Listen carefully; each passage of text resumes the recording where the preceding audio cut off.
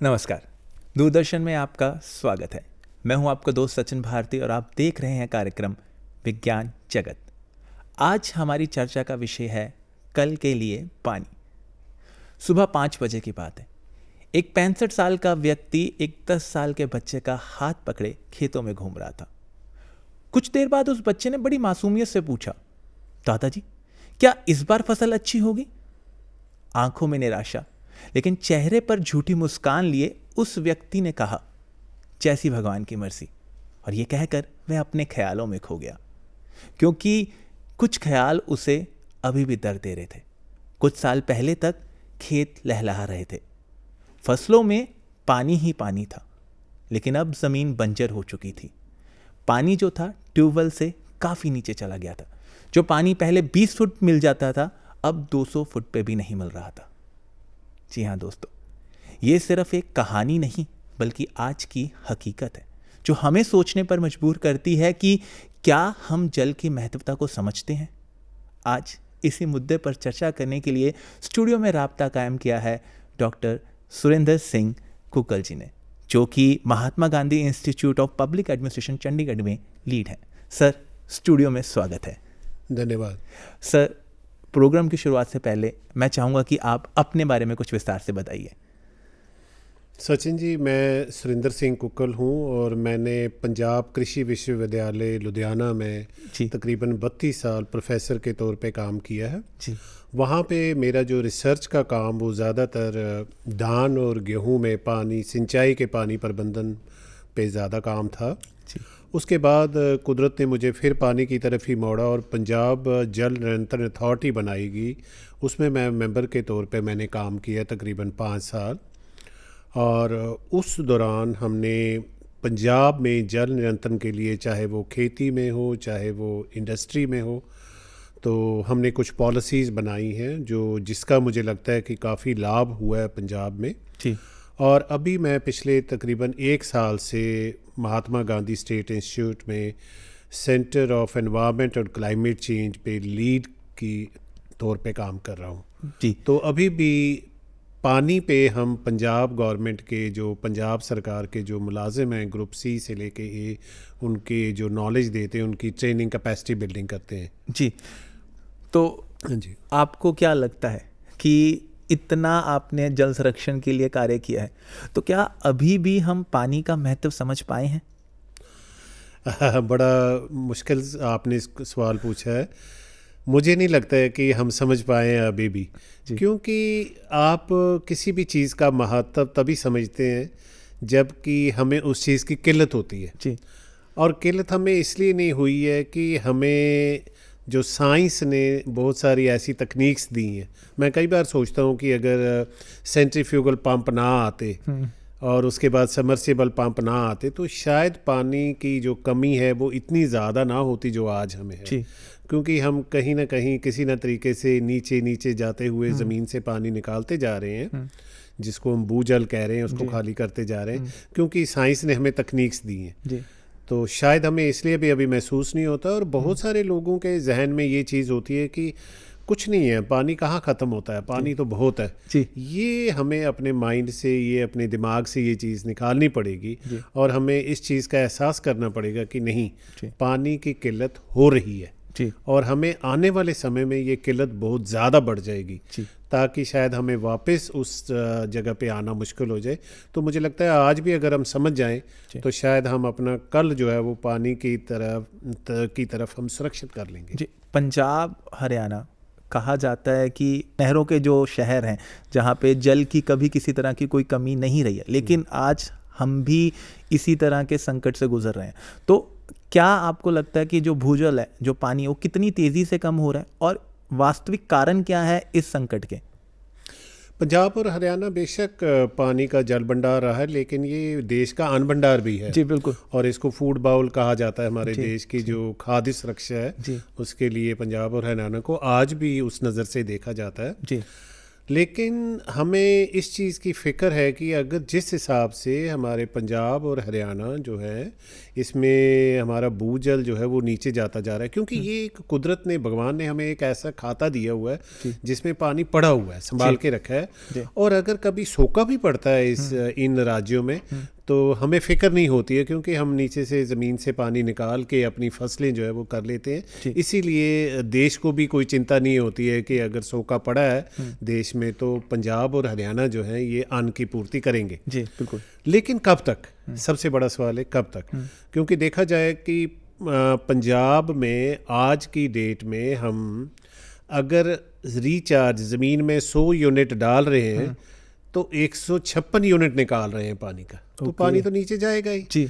इसी तरह हरियाणा में देखा जाए अगर 100 यूनिट पानी ज़मीन में डाला जा रहा है तो 136 यूनिट निकाला जा रहा है। बिल्कुल। तो ये बहुत सारा भूजल जो पंजाब और हरियाणा का है ये ओवर एक्सप्लॉयटेड या क्रिटिकल जोन में आता है। ओवर एक्सप्लॉयटेड और क्रिटिकल जोन वो होते हैं जब हमें ये लगता है कि पानी निकाला ज़्यादा जा रहा है, इसकी माइनिंग ज़्यादा हो रही है बजाय कि इसके रिचार्ज, क्योंकि इसमें पानी कम जा रहा है। अब उसके कई कारण हैं, हम आगे चल के बात करेंगे इसकी।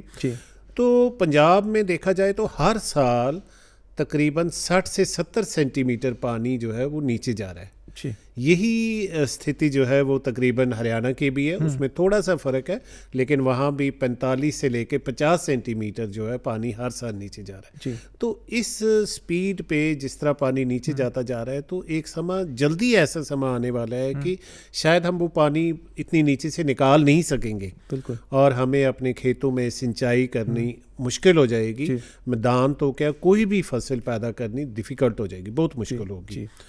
तो वैसे भी हम देखें आज सबमर्सिबल टेक्नोलॉजी बेशक हमारे पास है, लेकिन वो भी हमारे किसान भाई जो है वो दूसरे या तीसरे साल उसको और गहरा करते जाते हैं। और जब आपने एक सबमर्सिबल ट्यूबवेल को गहरा करना है तो इसका मतलब है कि आपके पास 4-5 लाख रुपया होना चाहिए। तो वो फिर कर्जा लेते हैं, कर्जा उन पे ऊपर चढ़ा है। तो कहीं ना कहीं पंजाब कृषि विश्वविद्यालय में ये देखा गया है कि किसानों का कर्जा और ये सबमर्सिबल ट्यूबवेल को गहरा करना 2-3 साल के बाद, इसमें एक डायरेक्ट कोरिलेशन था कि शायद ये कर्जे का बड़ा कारण ये भी है कि हम ट्यूबवेल का। सो अगर मैं ये भी कहूँ कि पानी फ्री नहीं ले रहे हैं, क्योंकि हर दूसरे या तीसरे साल बाद अगर किसान को 3-4 लाख रुपया खर्चना पड़ रहा है सबमर्सिबल को नीचे गहरा करने के लिए, तो इसका मतलब है कि वो पैसा दे रहा है, पैसा खर्च कर रहा है, चाहे वो कर्जा लेके कर रहा है। तो आने वाली स्थिति जो है वो काफ़ी गंभीर है और मुझे लगता है ये ना सिर्फ पंजाब और हरियाणा के लिए गंभीर स्थिति है, ये पूरे देश के लिए गंभीर स्थिति है, क्योंकि हमें अपने अन्न भंडारों की चिंता हो जाएगी, हमारा अन्न भंडार खत्म हो जाएगा। तो इतनी बड़ी हमारी जो आबादी है देश की, उसको कैसे खिलाया जाए? सर, जैसे आपने बताया कि हर साल पंजाब में 60 से 65 सेंटीमीटर और हरियाणा में 40 से 45 सेंटीमीटर पानी जो है वो ज़मीन में नीचे जा रहा है, तो कहीं ना कहीं पानी का जो इस्तेमाल है वो भी बहुत ज़्यादा बढ़ रहा है। तो क्या इसकी ज़्यादा वजह धान की खेती या जो सरकार के द्वारा फ्री बिजली सेवा इस्तेमाल शुरू की गई है कि पानी के लिए आप फ्री बिजली जो है वो इस्तेमाल कर सकते हैं, तो क्या इस वजह से भी जो पानी का इस्तेमाल है ज़रूरत से ज़्यादा या ख़राब होने के लिए जो है, क्या ये भी एक वजह है जो पानी को वेस्ट कर रही हैं?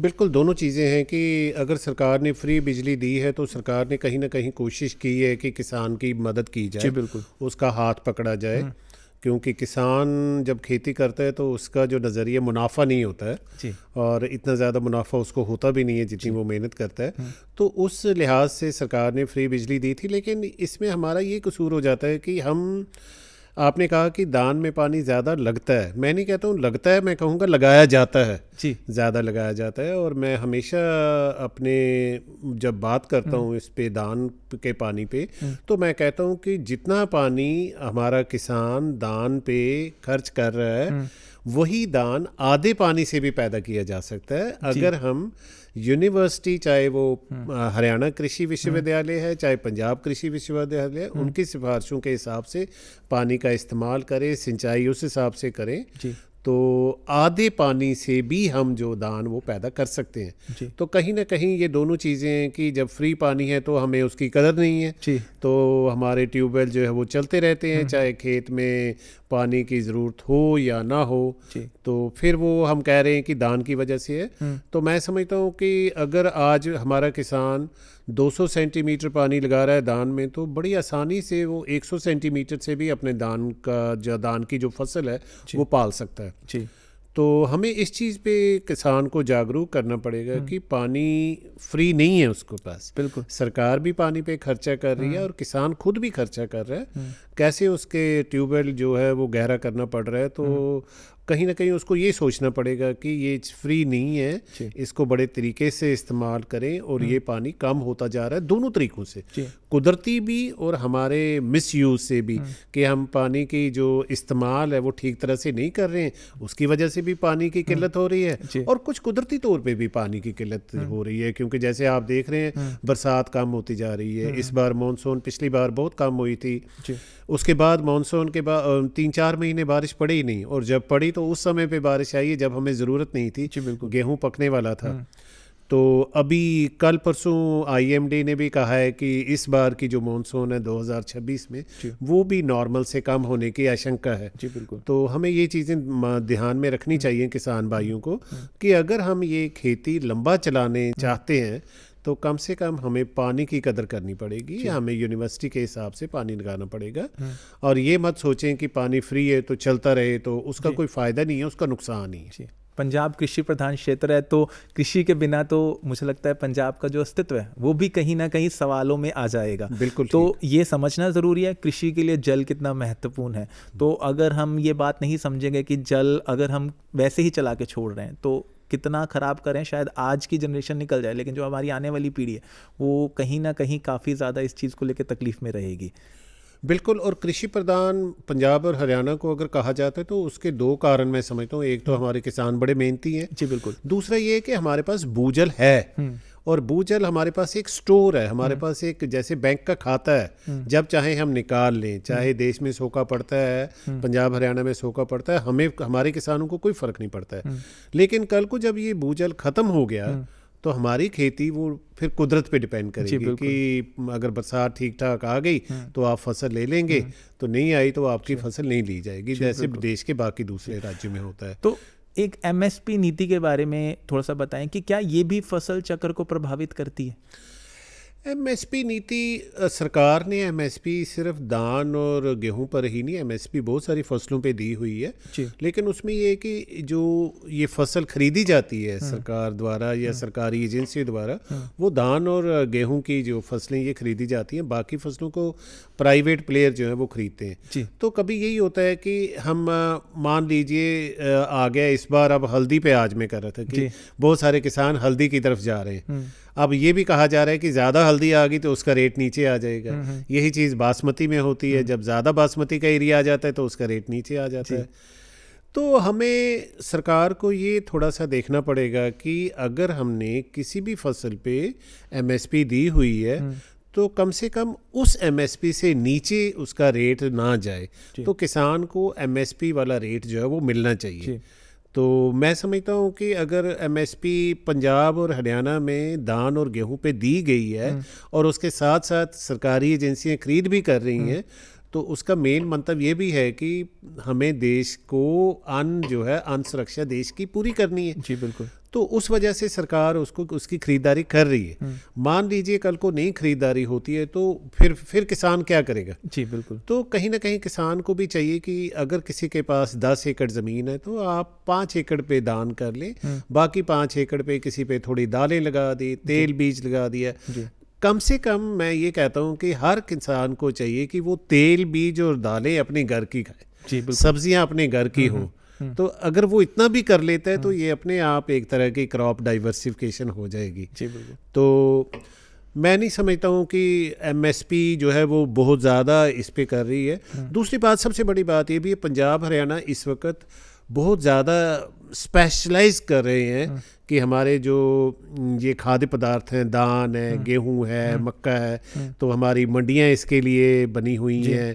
हमारी हर तरह की एक्सपर्टीज़ जो है हमारे किसान के पास, जो तकनीक है इनके लिए, दान गेहूं के लिए, वो शायद देश में किसी और राज्य में नहीं है। तो क्यों ना, मैं बड़ी बार कहता हूँ, तो क्यों ना सेंट्रल गवर्नमेंट जो है हमारी या राज्य सरकारें हैं वो इस क्षेत्र को food bowl region of the country कह दें, नेशनल फूड बाउल रीजन कह दें, राष्ट्रीय फूड बाउल रीजन कह दें, और इसको बचा के रखें, यहाँ की ज़मीनों को बचा के रखें, और हमारे जो सिंचाई प्रबंधन है, चाहे वो नहर का पानी है चाहे भूजल है, इसके ऊपर पैसा खर्च करके इसको मेंटेन किया जाए और किसान को बड़ी तरीके से पानी इस्तेमाल करे। तो ये उपजाऊ ज़मीनें हैं, हमारे पास भूजल है, गहरी ज़मीनें हैं, इनको बचाना हमारा फ़र्ज़ है। केंद्र सरकार को भी और राज्य सरकारों को भी चाहिए कि इसको नेशनल फूड बाउल रीजन करें और ये ज़मीन सिर्फ खेती के काम के लिए रखी जाए, ना कि दूसरे कामों के लिए, जैसे शहरीकरण ना हो, इस पे हाईवेज ना बनाए जाए। और क्योंकि कृषि जो है पंजाब हरियाणा की, ये तो हर किसान के, हमारे किसान मशहूर ही हैं दुनिया भर में कृषि के लिए। हमारा गेहूं जो है, इस पे ना सिर्फ हमारे केंद्र सरकार की नज़र है, इस पे इंटरनेशनल जो दूसरी सरकारें हैं, दूसरे देश हैं, उनकी नज़र भी हमारे पंजाब हरियाणा के गेहूं पे होती है, क्योंकि उनको पता है कि यहाँ से गेहूं आ जाएगा, चाहे सूखा पड़ा है नहीं पड़ा है, तो मौसम कैसा भी है, यहाँ की फसल हो जाएगी। हम ऑल्टरनेटिव फसलें जो हैं वो भी लगा के जल की जो वेस्टेज है उसे रोक सकते हैं। धान की जगह मक्का हो गया या कोई दालें होगी, उसकी खेती, जैसे आपने कहा कि आप आधी धान लगाओ, आधा गेहूं लगाओ, आधी आप अपनी जो ज़मीन है वो दालों के लिए करो, तो क्या ये भी एक रास्ता अच्छा है जिससे हम जल को बचा सकते हैं? बिल्कुल अच्छा रास्ता है, लेकिन हमें ये भी नहीं सोचना चाहिए कि हम रातों रात कहें कि धान का एरिया अगर पंजाब में 32.5 लाख हेक्टेयर है तो वो कल को 16 हो जाएगा, ऐसा कभी भी नहीं हो सकता है। तो जैसे मैंने कहा कि जैसे पंजाब में मूंगी की बात करें हम, मूंग की जो फसल है हमारी, ये जगरांव मंडी पंजाब में मशहूर है इसके लिए, तो उसी मंडी को थोड़ा थोड़ा वहाँ एरिया जो है वो बढ़ाया जाए। इसी तरह जैसे मैंने कहा कि किसान कम से कम अपनी ज़रूरत के लिए तेल और दालें, ये फसलें जो है ये पैदा करे, तो थोड़े थोड़ा करके हम इसको अंग्रेज़ी में निश एरिया कहते हैं। जैसे यहाँ पे हमें पता है ये एरिया जो है ये मक्के का है, ये एरिया मूंगी का है, ये माश की दाल हो सकती है, यहाँ पे सरसों हो सकती है, यहाँ पे कोई और तेल बीज फसल हो सकती है। तो उन एरियाज़ को थोड़ा थोड़ा बढ़ावा दिया जाए। अब जैसे एक बड़े कि पंजाब में देखा जाए, होशियारपुर और तरन तारण मटरों के लिए मशहूर है, हरे मटर। अब जब ज़्यादा ये मटर हो जाते हैं, एरिया बढ़ जाता है, तो उसकी कीमत नीचे आ जाती है, वो उसको जो मटर तुड़ाई की कीमत भी नहीं मिलती है किसान को। तो क्यों ना हम उनको एक सहूलियत दे दें कि वहाँ फ्रीजिंग प्लांट लग जाए, ताकि वो मटर को पैक करके फ्रीज करके फ्रोजन जो मटर है वो बाजार में बिके। तो कहीं ना कहीं हमें वैल्यू एडिशन करनी पड़ेगी, तभी जाके हम वो धान के अलावा जो दूसरी फसलें हैं उनका बढ़ावा कर सकते हैं। ये वैल्यू, अभी हल्दी की बात की मैंने, अब हल्दी किसान ने उगा दी, उगाने के बाद वो मंडी पे ले जाता है, अब वो उसके मंडी वाले या जो मिडल मैन है उसके रहमो करम पे है कि उसको उसका रेट ठीक मिलता है कि नहीं। तो हमें ये है कि क्यों ना वो उसका पाउडर बनाए, उसकी वैल्यू एडिशन करे, उसकी प्रोसेसिंग करे और अपने हिसाब से उसको बेचे। तो ये कहीं ना कहीं ये व्यापार भी अच्छा करेगा, जल को भी संरक्षण करने में मदद करेगी। तो ये तो हम खेती को लेके बात करते हैं। अगर हम शहरों को लेके बात करें, शहरों में जो भूमिगत जल है उसका स्टेटस किस तरह से है? और यूजुअली हम रेन हार्वेस्टिंग की भी बात करते हैं कि रेन हार्वेस्टिंग करनी चाहिए, पानी जितना बारिश का आ रहा है उसे बचाए। तो उसको लेके शहरों में क्या चीज़ें चल रही हैं, क्या सरकार के द्वारा जो कदम है वो उठाए जा रहे हैं, या एज अ आम जनता है उसे क्या चीज़ों का ख्याल रखना चाहिए? जब हम शहरीकरण की बात करते हैं तो मैं समझता हूँ कि शहर का मतलब है कंक्रीट जंगल, और एक बार जो एरिया हमारा गांव वाला टाउन बन गया या शहर बन गया, तो वहाँ से हमारा भूजल का रिचार्ज तकरीबन ख़त्म हो जाता है। ठीक है। हमारे भूजल के 2 कारण है उसका नीचे जाने का, पानी घटने का। एक तो है कि निकाल बहुत ज़्यादा रहे हैं, दूसरा उसका रिचार्ज नहीं हो रहा है, उसमें डाल नहीं रहे हैं। डाल क्यों नहीं रहे हैं? उससे सबसे बड़ा कारण है शहरीकरण। अभी मैं कुछ कोशिश कर रहा था ढूंढने की, लेकिन मैं बड़ा हैरान हुआ कि मुझे ये नहीं पता लगा लिटरेचर से कि पंजाब में कितना एरिया शहरीकरण के अंदर है और हरियाणा में कितना एरिया शहरीकरण। ये ज़रूर लिखा है कि पंजाब में तकरीबन 50% जो आबादी है वो शहरों में रहती है और हरियाणा में तकरीबन 40-45% आबादी शहरों में रहती है। लेकिन सवाल ये है कि हमें पता है कि शहरीकरण हो रहा है। हमने खुद अपने बचपन से आज तक देखे तो जो कल को गांव होते थे वो आज कस्बे हैं, जो कस्बे होते थे वो शहर बन गए। और जब ज़मीन आपकी शहरीकरण के अंडर आ जाती है तो रिचार्ज ख़त्म हो जाता है। अगर रिचार्ज ख़त्म हुआ है तो कम से कम हमें जो बारिश का पानी है, अगर मैं इन राज्यों की बात करूं, पंजाब हरियाणा, तो 3 मसले हैं हमारे। एक तो है पानी कम हो रहा है, जी। दूसरा पानी की क्वालिटी ख़राब हो रही जी। है, और तीसरी चीज़ है कि हम बरसात के पानी को बिल्कुल अपने हाथों से जाने दे जा रहे हैं, उसकी संभाल नहीं है। अगर हम बरसात के पानी को किसी तरीके से संभाल लें तो मैं समझता हूँ आधे से ज़्यादा मसला हमारा पानी का हल हो जाता है। बिल्कुल। लेकिन मुझे अफसोस से कहना पड़ता है कि हमारे शहरों में बिल्कुल बारिश के पानी के संरक्षण का कोई सोच ही नहीं रहे, कोई हमारे पास पॉलिसी भी नहीं है, ना राज्य लेवल पे पॉलिसी है, ना केंद्र लेवल पे पॉलिसी है। तो हमें ये करना पड़ेगा कि हर घर उसके जो छत का पानी है, जो आज की डेट में सीवरेज में चला जाता है, सीवरेज आपका नदियों नालों में होता हुआ वो समंदर की तरफ चला जाता है, उस पानी को किसी ना किसी तरीके से चाहे भूजल को रिचार्ज करने के लिए इस्तेमाल किया जाए, या फिर आप उस पानी को अंडरग्राउंड टैंक बना के उसमें स्टोर कर सकते हैं और उसको फिर दोबारा इस्तेमाल कर सकते हैं। ये करना आज की एक ज़रूरत है। और इसी तरह जैसे चंडीगढ़ शहर में मुझे बड़ी खुशी होती है देख के कि जो बरसात का पानी है उसके लिए एक स्टॉर्म सीवरेज सिस्टम अलग बना हुआ है। ओके। अब उसमें कई जगह पे वो पानी जो है वो दोबारा सप्लाई किया, घरों को सप्लाई किया जाता है, सिर्फ पीने के इस्तेमाल के लिए मना किया जाता है, बाकी सारे कामों के लिए उसको इस्तेमाल कर सकते हैं। तो अगर चंडीगढ़ ऐसा कर सकता है तो क्यों नहीं पंजाब कर सकता है, क्यों नहीं हरियाणा कर सकता है कि जितना बरसात का पानी शहरों में आ रहा है वो अलग सिस्टम से एक जगह पे स्टोर हो जाए और उसको दोबारा सप्लाई किया जाए साफ़ करने के बाद।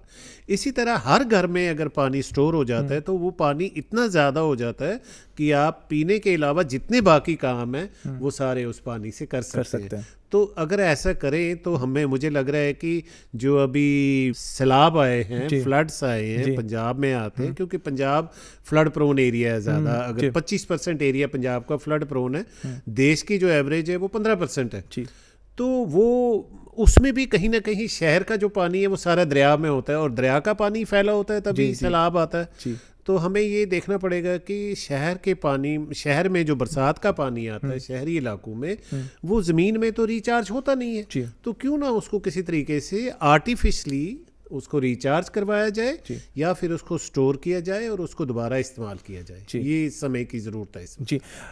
वाटर रिसाइकलिंग हमने बात तो करी, लेकिन वाटर रिसाइकलिंग काम कैसे करती है? मतलब क्योंकि मुझे नहीं लगता कि बहुत से लोग इस बात को समझते हैं कि वाटर रिसाइकलिंग किस तरह काम करती है, ना ही मुझे लगता है कि इतना जागरूक अभियान शायद सरकार की तरफ से भी लिया गया है। तो किस तरह से वाटर रिसाइकलिंग काम करती है और किस तरह से पानी को हम दोबारा इस्तेमाल कर सकते हैं? वाटर रिसाइकलिंग अगर मैं 3 करूँगा बात। पहले तो इंडस्ट्री में, अब इंडस्ट्री जितनी सारी पंजाब में और हरियाणा में भी टेक्सटाइल इंडस्ट्री बहुत है, पानी का बड़ा इस्तेमाल करती है। उन्होंने अपने एफ्लुएंट ट्रीटमेंट प्लांट्स ETPs लगाए हुए, तो वो कहते हैं कि हम पानी को साफ़ करके, तो लेकिन सवाल ये है कि वो पानी को साफ़ करके कहाँ बेचते हैं? वो तो नाले में डाल देते हैं फिर, तो उसका क्या फ़ायदा है? अगर उन्होंने पानी को साफ़ कर लिया तो उसको क्यों ना रिसाइकिल करें, उसको दोबारा फैक्ट्री में क्यों ना इस्तेमाल करें? ऐसा क्यों नहीं होता? ये मेरा एक बहुत बड़ा सवाल है। इसी तरह सीवरेज है आपका, शहरों का सीवरेज है, वो सारा ज़्यादातर तो ट्रीट नहीं किया जाता, लेकिन अब शुरू कर दिया है सरकार ने कि STPs लगाए गए हैं, सीवरेज ट्रीटमेंट प्लांट लगाए गए हैं, तो वो पानी साफ़ करके वो सिंचाई के लिए दिया जा रहा है, लेकिन बहुत कम दिया जा रहा है। अभी बहुत सारा वो साफ़ करके ऐसे दरिया में चला जाता है और दरिया में पानी चला गया तो आपके हाथ से निकल गया, वो समुद्र में चला गया। तो रिसाइकलिंग का बहुत स्कोप है। मैं समझता हूँ कि हर शहर से जो सीवरेज पानी है उसको ट्रीट करके उसको दोबारा सप्लाई की जाए नॉन ड्रिंकिंग पर्पसेस के लिए, पीने के अलावा जो काम करने हैं हमने उनके लिए, या फिर उस पानी को सिंचाई के लिए इस्तेमाल किया जा सकता है। उसके लिए हमें अंडरग्राउंड पाइपलाइन वगैरह डालनी पड़ेगी। तो मैं समझता हूँ कि वो एक बहुत पोटेंशियल है। हमें ये जो विकसित देश हैं उनसे ये हम चीज़ें सीख सकते हैं कि कैसे वो वाटर रिसाइकलिंग करते हैं, सारा सीवरेज का पानी इकट्ठा करके उसको साफ़ करके वो दोबारा पीने योग्य बना देते हैं उसको। तो अगर हम पीने योग्य नहीं बना रहे हैं, कम से कम हम उसका पानी को साफ़ करके पीने के अलावा जो दूसरे काम है उनके लिए तो किया जा सकता है। तो इसका स्कोप बहुत है। मैं समझता हूँ कि अगर हम रिसाइकलिंग कर लें तो हमारा जो भूजल है ये हम कम निकालेंगे, तो इस पे जो नीचे जा रहा है ये खाली हो रहा है, इस पे काफ़ी असर पड़ेगा इस चीज़ का। जी, मैं ये भी सुना है कि जो भूजल है अब वो भी कहीं ना कहीं जहरीला होना शुरू हो गया काफ़ी हद तक। तो इसकी क्या वजह है? क्योंकि हम ये उम्मीद करते हैं कि जो हम ज़मीन से पानी निकाल रहे हैं वो शुद्ध और ताज़ा है। तो कई जगह गांव में जहाँ पे अभी रिफाइनर्स जैसे एक्वागार्ड या आरओज नहीं है तो वो उस पानी को पीना प्रेफर करते हैं। तो वो क्या वजह है कि भूजल भी जो है, जो हम ज़मीन से निकाला हुआ पानी जहरीला हो रहा है? इसकी दो वजह दोनों है। एक तो हम कहते हैं जियोजेनिक, एक है एंथ्रोपोजेनिक। जियोजेनिक है कुदरती। जी। एक ये देखने में आया पंजाब में कि जैसे जैसे हम पानी भूजल गहरा होता जाता है उसकी क्वालिटी उतनी ख़राब होती जा रही है और उसमें आर्सेनिक, फ्लोराइड जैसी चीज़ें आ रही हैं। बोरान की भी आ रही है, कंसंट्रेशन ज़्यादा आ रही है पानी में, जो हमारे लिए हानिकारक है। इसके अलावा जो हमारे खेतों से ज़्यादा यूरिया डाला जाता है, काफ़ी सारा यूरिया पानी में घुल के नीचे चला जाता है। दान का मैं एक समझता हूँ सबसे बड़ा नुकसान ये है कि दान में जो यूरिया डाला जाता है, क्योंकि पानी खड़ा रहता है तो पानी साथ साथ नीचे भी जा रहा है लगातार, जो पानी हम खड़ा रखते हैं खेत में, तो बहुत सारा यूरिया जो है वो घुल के नाइट्रेट बन के नीचे जा रहा है और वो हमारे पानी में उसको जो ख़राब कर रहा है क्वालिटी। सो एक तो कुदरती आ गया कि नीचे जैसे आप जा रहे हैं तो पानी जहरीला होता जा रहा है, और दूसरा ये कि हमारी जो काम है हमारा यूरिया से करना या जितना इंडस्ट्री से अनट्रीटेड बिना साफ किए हुए जो एफ्लुएंट निकलते हैं, निकसित पानी आता है, वो पानी जब नालों में चल रहा होता है तो वो कहीं ना कहीं ज़मीन में रिचार्ज होता है और हमारे ज़मीनी पानी को भी ख़राब करता है। तो इसके अलावा मैं सबसे बड़ी बात कहूँगा कि आम देखने को मिलता है कि मूर्ति विसर्जन किया जाता है त्योहारों के दिनों में, तो उस मूर्ति विसर्जन में आपको पता है पेंट वगैरह, पेंट में लेड इतना हानिकारक है, कैंसर जैसी बीमारियां कॉज करता है। तो लेकिन हमारे लोगों का वो माइंडसेट है कि नहीं, इसको पानी में विसर्जित करना है, अस्थियों को पानी में विसर्जित करना है। कहीं ना कहीं हमें अपनी थोड़ी सी सोच बदलनी पड़ेगी, इसके लिए बैठ के सोचना पड़ेगा। किसी को मना करना बड़ा मुश्किल हो जाता है क्योंकि ये धार्मिक मसले हैं, लेकिन वो समा और था जब पानी में विसर्जित किए जाते थे ये चीज़ें। उस वक्त पानी बहुत ज़्यादा था, पानी के स्रोत बहुत थे, आबादी कम थी। अब उल्ट हो गया, आबादी बढ़ गई है, पानी के स्रोत कम हो गए। तो हमें इसके लिए दोबारा सोचना पड़ेगा। हमारे जो धार्मिक हमारे लोग हैं उनको बैठ के सोचना पड़ेगा कि आज की डेट में हमें इसका कोई और तरीका ढूंढे। जी, जैसे तो कई लोगों ने ये भी सजेस्ट किया कि जब आपको प्रवाह करना ही है तो आप उसे मिट्टी की बनाएं, कोई रंग वगैरह ना लगाएं, ताकि किसी तरह का केमिकल जो वो पानी में ना मिले। लेकिन लोगों की श्रद्धा कुछ इस तरह है कि वो कहीं ना कहीं जुड़ जाती है। सोचनी पड़ेगी कि उसको पेंट ना किया जाए कम से कम। जी। तो आपको क्या लगता है कि जल संरक्षण को लेके भारत में पर्याप्त कानून है? कानून तो हैं, लेकिन ये है कि उसकी इम्प्लीमेंटेशन नहीं है। हमें सबसे बड़ा मसला यही है। लेकिन अब मैं देख रहा हूँ कि जल शक्ति विभाग है केंद्र सरकार का, राज्यों में भी पानी के जो स्रोत विभाग है, पानी स्रोत विभाग है, वो काम करने लगे हैं, इस तरफ आ रहे हैं। लेकिन जिस तेज़ी से काम होना चाहिए उस तेज़ी से हो नहीं रहा है। और इस वक्त सबसे बड़ी बात मैं समझता हूँ कि लोगों में जागरूकता पैदा करना बहुत ज़रूरी है। क्योंकि आम इंसान को अभी ये नहीं लगता है कि पानी की कमी है। चाहे वो, उसको ये नहीं पता है कि वो जो पानी पी रहा है वो गंदा है, वो शुद्ध है कि नहीं है, उसको नहीं पता है। क्योंकि आर्सेनिक कौन सा पानी में दिखाई देता है, फ्लोराइड कौन सा दिखाई देता है, वो पी रहा है। और हमें पता है कि बीमारियां बहुत बढ़ रही हैं ऐसा पानी पीने से। तो आम आदमी को जागरूक करना बड़ा ज़रूरी है। और उस आम आदमी में किसान भी आएगा, उसमें इंडस्ट्री के आदमी भी आएंगे, उसमें कॉमन मैन भी आएगा। जी सर, जल ही जीवन है, ये हम सब समझते तो हैं, लेकिन आम जनता को आप ये किस तरह बताना चाहेंगे कि किस तरह वो जल का संरक्षण करके आने वाले वक्त में जल की महत्वपूर्णता को समझ सकता है? आम लोगों के लिए मैं यही बात कहूँगा कि पानी को एक आम जैसी चीज़ ना समझा जाए। ये कुदरत की दी हुई ऐसी नेमत है हमें, क्योंकि हमारे शरीर का 70% जो हिस्सा है वो पानी से। तो इस पानी के बिना हमारा जीवन जो है वो सोच ही नहीं सकते हैं। और हमारा खाना, हमारा एक आदमी के खाने के लिए, सार बल के लिए 3000 से 5000 लीटर पानी चाहिए, जबकि हम अपने देश के अगर देखें औसत हमारे पास एक आदमी को सिर्फ 1300 लीटर पानी जो है वो पर्याप्त है। कहाँ 3000 से 5000 लीटर पानी चाहिए और कहाँ 1300 उपलब्ध है। तो ये एक आम जैसी चीज़ नहीं है। इसकी संरक्षण करना, इसको संभाल के रखना, ये हमारा फ़र्ज़ है जी। और अपने ये सोचिए कि ये भगवान की दी हुई नेमत है, इसको समझा जाए, इसको आम चीज़ समझ के ज़ाया ना किया जाए। जी बिल्कुल, जल ही जीवन है, ये हम सब कहते तो ज़रूर हैं लेकिन समझते कम है। तो आज ज़रूरी है इस चीज़ को समझना कि अगर आज जल नहीं बचाएंगे तो कल मुश्किल में आ जाएगा। आज इसी विषय पे बातचीत करने के लिए स्टूडियो में हमारे साथ थे doctor Surendra Singh Kukkal, lead of Mahatma Gandhi Institute of Administration, Chandigarh. Sir, studio में जुड़ने के लिए बहुत बहुत धन्यवाद। धन्यवाद।